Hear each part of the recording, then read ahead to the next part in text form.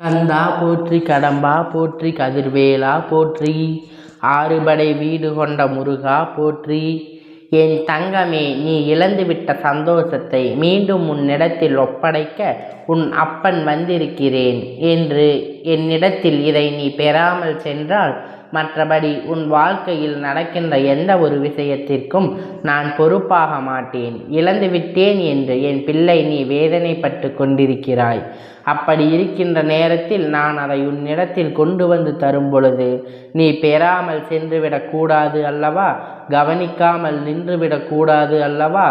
அப்பன் நீ இழந்த ஒரு விஷயத்தை உன்னிடத்தில் கொண்டு வர இப்பொழுது முன்வந்திருக்கிறேன். ஏனென்றால் நிச்சயமாக ஏதோ ஒரு உண்மை நீ இப்பொழுது தெரிந்து கொள்ள வேண்டியது இதற்குத்தான் அடங்கியிருக்கிறது. என் தங்கமே, நீ இழந்த விஷயம் என்னவென்பதை பொறுத்து அது உன்னிடத்தில் வந்து சேரும். நீ இழந்த விஷயம் எதை சார்ந்தது என்பதனை பொறுத்து உன் அப்பன் உன் கையில் ஒப்படைப்பேன் என்பதை நீ மறந்து விடாதே. என் பிள்ளை, நான் என்னுடைய குழந்தையின் வாழ்க்கையில் கண்ட ஒரு விஷயம் உண்மை உனக்கு இப்பொழுது சொல்கிறேன். என் தங்கமே, என்னுடைய குழந்தை ஒன்று தீராத ஆசை கொண்டு ஒருவரை விரும்பியது. 2 பேரும் நல்ல மனநிலையோடு நல்லபடியாக ஒருவரை ஒருவர் புரிந்து கொண்டு அன்பு செலுத்த தொடங்கினார்கள். ஆரம்பத்தில் உயிருக்கு உயிராக இருந்த இந்த உறவு சில நாட்களிலேயே சற்று பிரிவுகளை சந்தித்தது.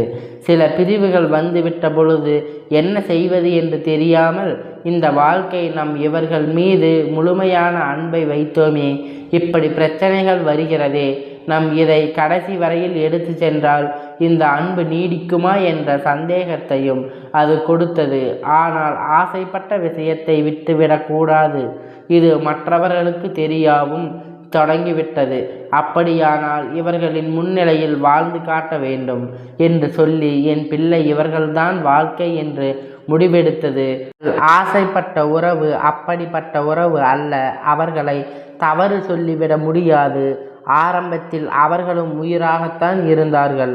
ஆனால் மனிதன் மனம்தானே நேரத்திற்கு நேரம் மாறிக்கொண்டுதான் இருக்கும்.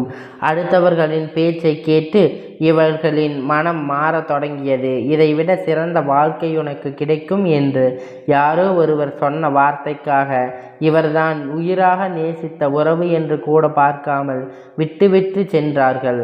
நாம் இப்படி விட்டு சென்றோமே என்று. ஆனால் இவர்கள் என்ன பாதிப்புகள் இருக்கும் என்று ஒரு சிறு துளி அளவு கூட அவர் யோசிக்கவில்லை. மனதில் எண்ணங்கள் துளி அளவு கூட தன் உயிராக நினைத்த உறவை பற்றி இல்லை. என்ன வேணுமானாலும் இருக்கட்டும், எப்படி வேணுமானாலும் இருக்கட்டும் என்று அவர்கள் நினைத்து விட்டார்கள்.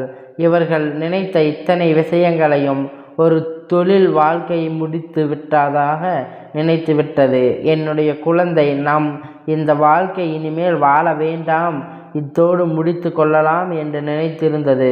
என் குழந்தை, அந்த நேரத்தில்தான் உன் அப்பன் அந்த குழந்தைக்கு தைரியத்தை கொடுத்து வாழ்க்கை ஏமாற்றத்தை சந்தித்ததனால் முடியக்கூடாது. உன்னை ஒருவர் ஏமாற்றி இருக்கிறார். உனக்குள் வைராக்கியத்தை இவர் கொடுத்திருக்கிறார்.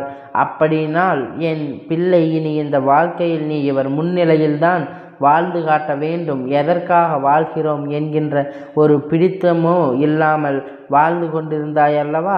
இப்பொழுது உனக்குள் அந்த பிடித்தம் இவர் கொடுத்திருக்கிறார். உனக்கு வாழ்க்கை இப்படித்தான் முன்னேற வேண்டும் என்று விதி இருக்கின்றது. இவர் முன்னிலையில்தான் முன்னேறி காட்ட வேண்டும் என்ற விதி இருக்கிறது. விதி இருக்கின்ற போது அதனால்தான் உன் வாழ்க்கை இப்படி ஒரு சோதனை உனக்கு நடந்திருக்கிறது. என்னை ஏமாற்றாமல் இந்த வாழ்க்கை எனக்கு கொடுத்திருக்கலாம் என்று கேட்பவர். ஆனால் நிச்சயம் இது நீடிக்காது. இப்பேற்பட்ட ஒரு உறவு உனக்கான உறவாக திருமணத்தில் போய் சேர்ந்தாலும் கடைசி வரை நீடித்து விடாது.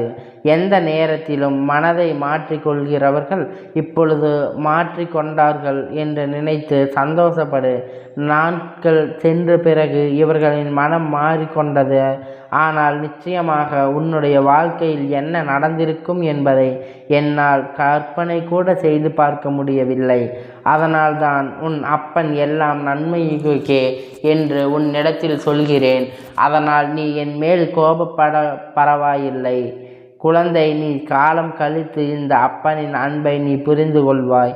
எதற்காக உன் அப்பன் எல்லா நன்மைக்கே என்று சொன்னேன் என்பதையும் நீயாகவே உணர்ந்து கொள்வாய்.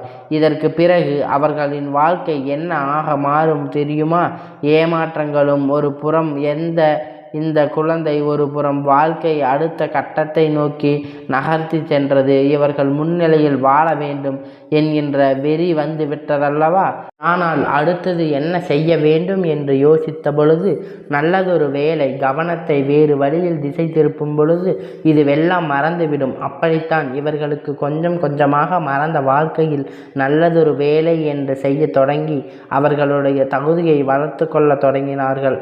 அந்த நேரத்தில் தான் அவர்கள் வாழ்க்கையில் இன்னொரு அறிமுகமான அந்த உறவு இவருக்காக அத்தனை செய்து கொடுத்தது. எதை எதிர்பார்க்காமல் அவர்களின் மீது அன்பு செலுத்தியது. தன் வாழ்க்கை இவர்களோடு இல்லை என்றால் எதுவும் இல்லை என்ற நிலைக்கு அவர்கள் இருந்தார்கள். இவர்களுக்கு பயம். ஏற்கனவே ஒரு வாழ்க்கை வேதனையோடு வாழ்ந்துவிட்டு மீண்டும் இன்னொருவரிடத்தில் ஒப்படைக்க மன விருப்பமில்லை. எத்தனையோ தடைகள் இவர்கள் சொன்ன பிறகும் கூட அந்த உறவு இவர்களை விட்டு செல்லவில்லை. கடைசியில் இந்த உறவோடு தான் அவர்கள் வாழ்க்கை தொடர்ந்தது.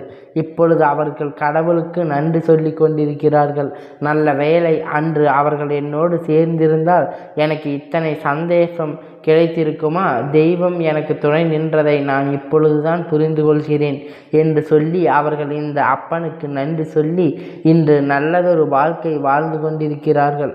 அப்பன் எதற்காக இந்த கதையை சொன்னேன் என்பதை என் பிள்ளை புரிந்து கொண்டாயா? என் குழந்தை, உனக்கானது என்று ஒன்று உனக்கே சொந்தமாக இருக்கும் பொழுது நிச்சயம் உன்னை விட்டு வேறெங்கும் சென்று விடாது.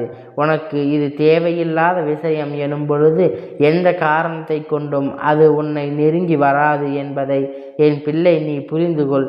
உன்மேல் அன்பு கொண்ட தெய்வ காரணமில்லாமல் எந்த முடிச்சையும் உன் வாழ்க்கையில் போட்டிருக்காது என்பதையும் நீ உணர்ந்தால் இந்த வாழ்க்கையில் நடக்கின்ற அத்தனை விஷயங்களுக்கும் பின்னாலும் இருக்கின்ற உண்மைகள் என்னவென்று தெரிந்து கொண்டு அதை நீ சந்தோஷமாக வாழத் தொடங்குவாய்.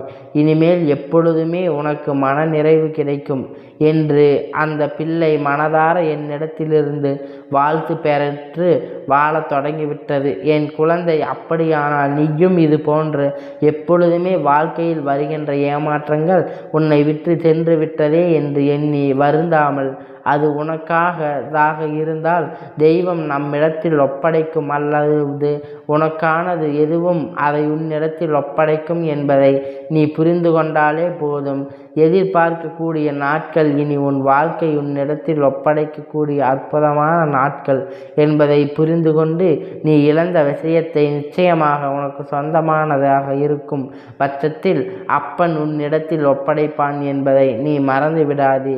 நான் தருகின்ற அத்தனையும் உன் வாழ்க்கை உனக்கு மட்டும் சொந்தமானது என்பதை நீ புரிந்து கொண்டு என்னை சந்தோஷமாக மனநிறைவோடு இந்த வாழ்க்கையை என் பிள்ளை நல்லபடியாக வாழத் தொடங்கு.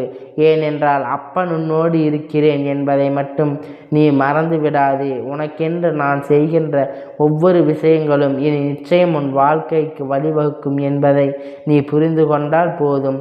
என் அன்பு தங்கமே, இப்படி கந்தன் ஆசீர்வாதங்கள் என்றென்றைக்கும் உனக்கு முழுமையாக கிடைத்து கொண்டே இருக்கும். கந்தா போற்றி, கடம்பா போற்றி, கதிர்வேலா போற்றி, ஆறுபடை வீடு கொண்ட முருகா போற்றி.